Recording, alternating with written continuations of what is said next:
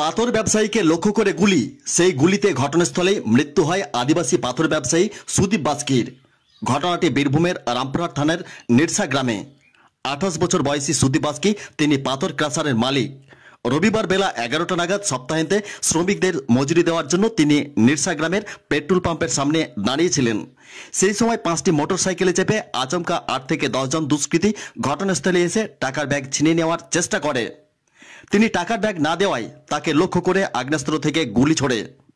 দুষ্কৃতীদের ছোড়া গুলিতে ঘটনাস্থলেই মৃত্যু হয় সুদীপ বাস্কি নামে ওই পাথর ব্যবসায়ীর। পাথর ব্যবসায়ীর সঙ্গে থাকা টাকার ব্যাগ নিয়ে ঘটনাস্থল থেকে চম্পট দেয় দুষ্কৃতীরা।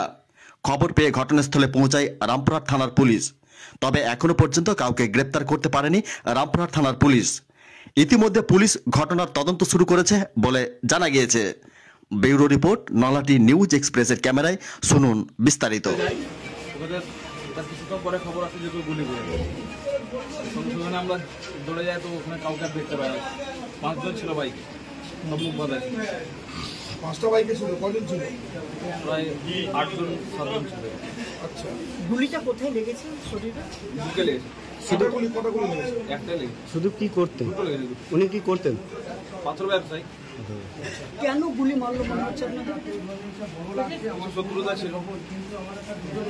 কত টাকা ছিল?